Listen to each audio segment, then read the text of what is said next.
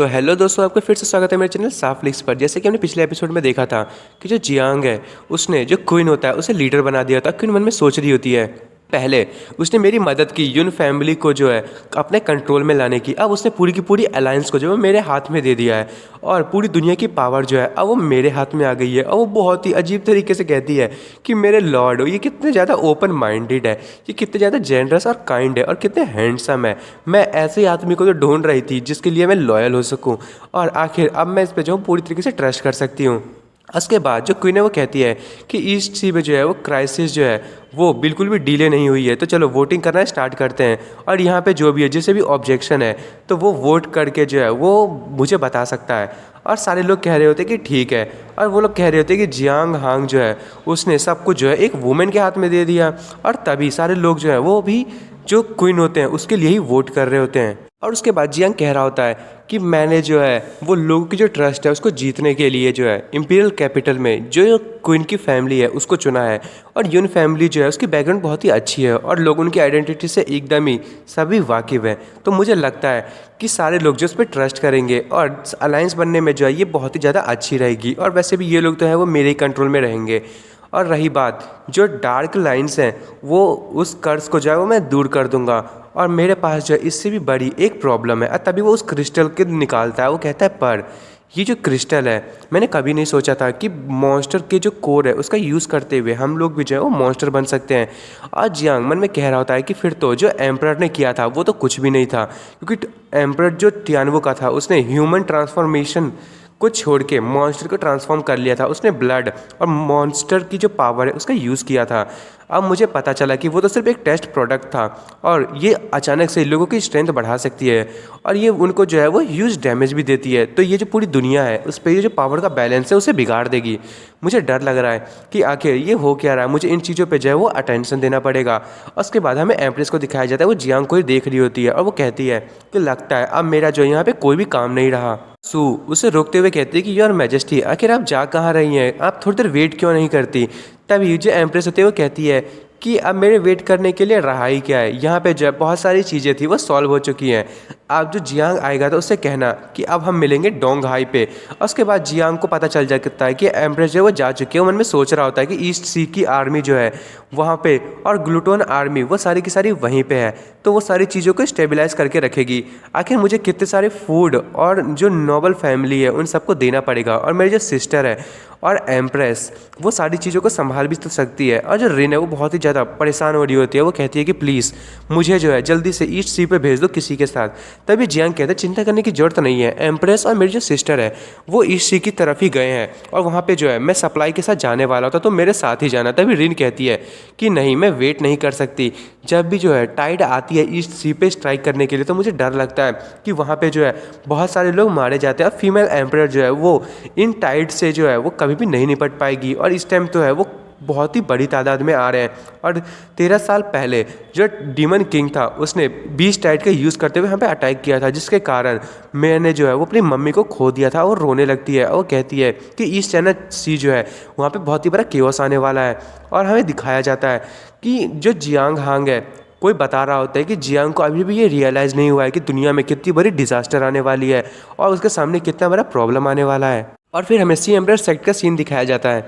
वहाँ पे जो है बहुत ही बड़ा केओस आया होता है, वहाँ पे बहुत सारे अर्थक्वेक आए होते हैं जिससे घर और जो बड़े बड़े माउंटेन्स होते हैं वो टूट रहे होते हैं। फिर हमें ली को दिखाया जाता है। ली कहती है कि जल्दी से ये चीज़ बहुत ज़्यादा डेंजरस हो गई है, अपने जो हॉर्सेस है उसको कंट्रोल करो। उनके जो हॉर्सेस हैं वो बहुत ही ज़्यादा जो है डर रहे होते हैं और वो आगे नहीं बढ़ रहे होते हैं। तभी जो ली है वो कहती है कि युनजू जल्दी से रिट्रीट करो और लोगों को जो है वो कंट्रोल करो पीछे से।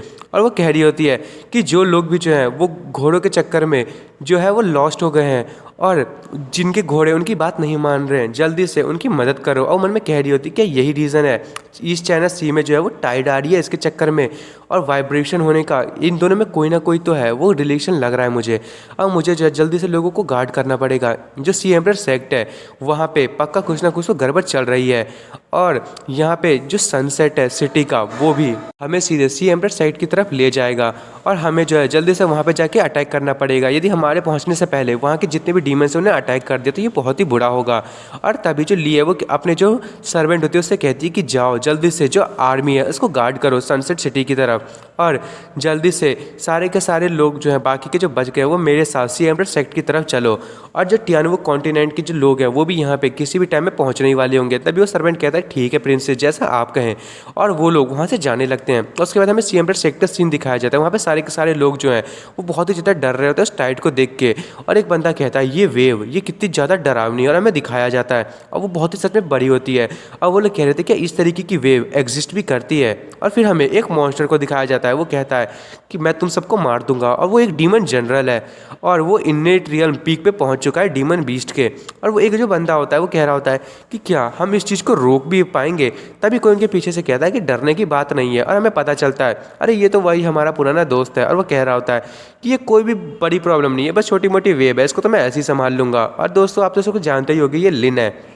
और वो कह रहा होता है कि सी एम्परर सेक्ट जो है वो इन मामूली चीज़ों से कभी नहीं डरती। उसके बाद हमें उस किंग को दिखाया जाता है, वो कह रहा होता है कि बिगिनिंग से ही हम लोग जो है सी एम्परर सेक्ट को प्रोटेक्ट करते आए हैं, और हमने जो है इस चीज़ को यहाँ पे क्रिएट किया है। और हमने हमेशा वेव्स से जो है वो लोगों को प्रोटेक्ट किया है। यहाँ पे जब बहुत सारे लोग मारे गए हैं जनरेशन से, कम 33,000 लोग जो है वहाँ पे मारे गए हैं। और इससे पता चलता है ये किंग कितना अच्छा है, इसने जो है वो सारे के सारे लोगों को जो है उसने याद करके रखा है। और वो कह रहा होता है कि जो सी एम्परर सेक्ट है वो कभी भी हार नहीं मानता। और हमें दिखाया जाता है उनके जो सोल्जर्स होते हैं वो भी वहाँ पर खड़े होते हैं। और जो किंग होता है वो अपनी पावर को रिलीज़ करता है और कहता है कि सी एम्परर सेक्ट जो है जल्दी से प्रिपेयर हो जाओ, हम लोगों को एनिमी से मिलना है और जो वेव है उसको रोकना है। और वो भी जो किंग होता है वो भी अपनी पावर का यूज़ करते हुए जो वाटर है उसको कंट्रोल कर रहा होता है, और वाटर बेंडिंग का यूज़ करते हुए डीमन कमांडर है वो बहुत ही ज़्यादा दूर जाता है। पर फिर भी वो अपने आप को कैसे भी कंट्रोल करता है। वो अपने वेपन को घुमाता हुआ कहता है कि तुम मुझे बिल्कुल भी रोक नहीं सकते, और उस टाइट को जो है वो रोक रहा होता है। और वो कहता है कि जल्दी से वेव को फॉलो करो और इन सबको मार दो। और पूरी की पूरी वेव जो है वो वहीं पे जाने लगती है। तभी जो लिन है वो कहता है कि जल्दी से डिफेंस को तैयार करो। और हमें दिखाया जाता है वहाँ पे बहुत सारे बीस्ट जो हैं वो उनके जो आर्मर होती है या फिर कहे कि उन्होंने जो फॉर्मेशन बनाई होती है उसके ऊपर कूद जाते हैं।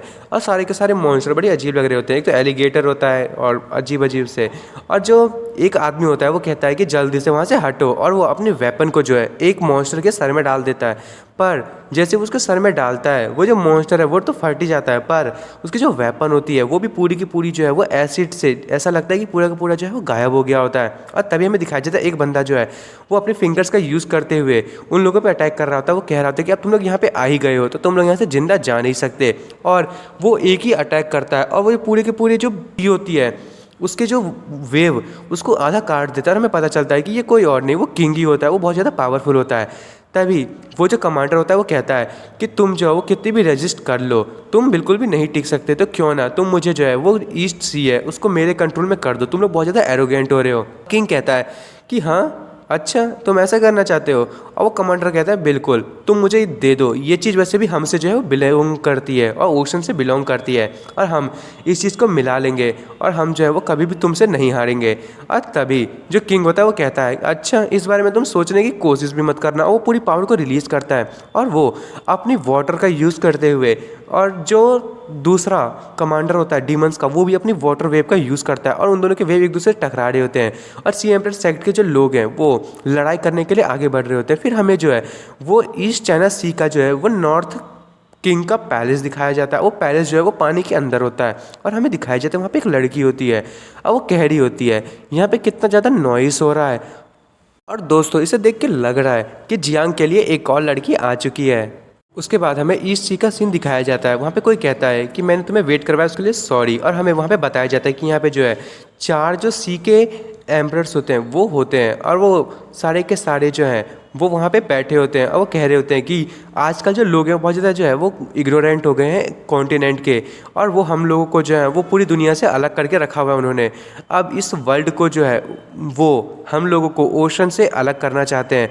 और ये जो आर्मी है इन लोगों ने जो इतनी बड़ी वेव को जो है वो रोकने की कोशिश कर रहे हैं और हमें जो है इस चीज़ को जल्दी से संभालना होगा। ये बहुत ही इंपॉर्टेंट चीज़ है। तभी हमें उन जो किंग होता है डीमंस का, उसे दिखाया जाता है, वो कह रहा होता है कि मैं चाहता हूँ कि तुम इस चीज़ का एडवांटेज लो और एक केओस फैलाओ और जो कॉन्टिनेंट में है उसमें जाओ और मेरे लिए किसी को मार दो।